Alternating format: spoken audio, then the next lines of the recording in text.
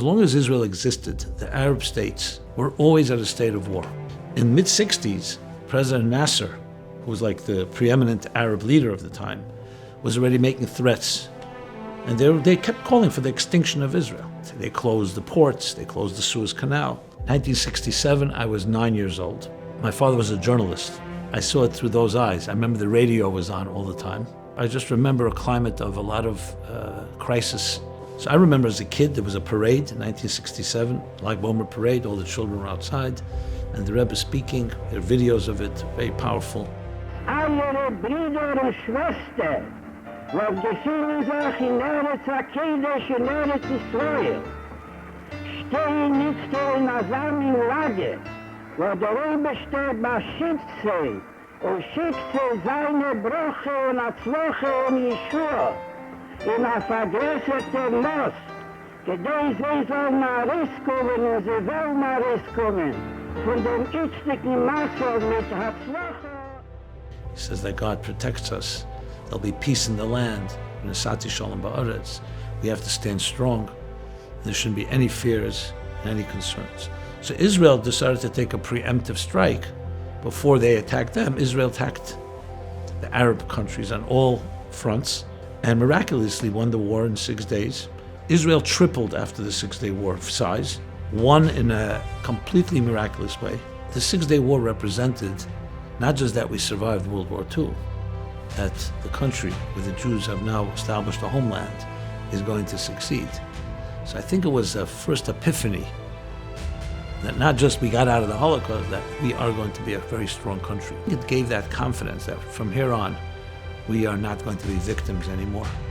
And that affected the whole consciousness of Jews everywhere. And indeed, we saw that the Rebbe was correct. As much as some were doomsday scenarios, it ended up being miraculous, almost no casualties. And that was what the headline everybody knows. But something deeper was going on. You know, the Rebbe, as a true leader, looked at the big picture and saw the events as being more than just, okay, a war, we've won miraculously, let's move on. He saw it as a spiritual wake-up call.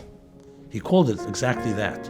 And he really called on all of us to do whatever we can to capitalize on it. People everywhere were seeking. People everywhere were interested. Give them what they're looking for. Teach them the beauty of Judaism, of Torah, of mitzvahs. Right then, the Rebbe started the Tefillin campaign, even before 6-day war, quoting a verse, your enemies will see Tefillin on you, they'll be afraid. So he said this is a perfect time to make sure every soldier puts on Tefillin. So in Israel began a massive campaign to have soldiers putting on Tefillin. And then slowly, very much corresponding to events in Israel, the Rebbe began different programs and campaigns, essentially using this as a catalyst, because it's not just about awakening, and now what? Judaism comes down to actions, comes down to deeds. So it was clearly he was turning this into a global movement. Talk about mitzvah tanks. It's a phenomenon you didn't see in the time of the Alter Rebbe, you didn't see in the time of the Frierdiker Rebbe, the previous Rebbe. But in our time, where you could do this, you can go to the city of Manhattan or other cities and blare music and attract people and get them off the street and put on film. It's a method. And the Rebbe used a contemporary method to reach people that would never have been reached. You'd never be able to get to them in their office.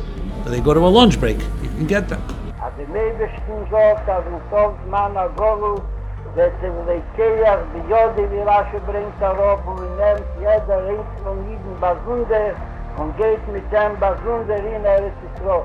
Niet war bis war sich zusammenkleiden, maar ganze Gitarre nicht für den Stuhl. Dr. neemt ze Wurzel, echot, klatscht de Einzigkeit. Darf nicht voll werden und es für sein Schlichtig dorten und dann durch Alderade de Simchot. Auf Tumlevov וטרן ללקי sein den Echot, כי מדובר כמה פיומים von כמה סיפורים ועניונים. אז מות גוני gewusst, was mot gemacht, הרשם ומות משנה gewähnt, der Seder Chaya. Von der Zweiten, mit der Gott mit dem nicht gerät. Das in seinem Uftu, in dem Zochu, in dem Bejita Achishenon, mit der alle Piruschen, was sie da in dem. Every specific campaign, every specific detail, every program was not independent. It was all part of the big picture, all part of Geulah picture. And then, of course, we all know the 28th Nisan talk. that we're honoring, where the Rebbe said, I did everything I can. What was he saying? All these campaigns, 6-Day War, all the way back to 1951, 50. This is all I laid it out. Now, do what you have to do. Do everything you can do.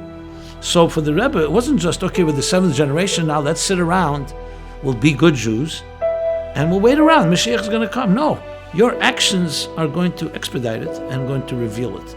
We are an integral part of the process, meaning the people that are implementing it. And that's why, quoting the Rambam that the Rebbe would quote so often, a person has to see the world as equally balanced. One good deed, one good word, one good thought tips the scales. It's only one deed, because it's not just one deed, it's coming after thousands. But that tips the scale, so it's you and your action. What are you going to do? When I remember hearing the talk of 28th of Nisan, I went away with one thing. The Rebbe is saying, what are you going to do now? Don't look at me, don't look at your father, mother, don't look at God. What are you going to do? We recognize the responsibility and the gift that your one act can change the world. It could be that your act is the one that will tip the scales for all of history and bring that redemption. And every time we behave, we have to think in those terms, that this could be that act, this could be that moment.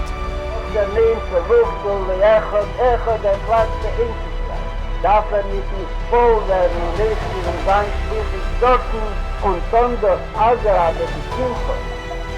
Und spurlich Bob, return the lucky time in Echot,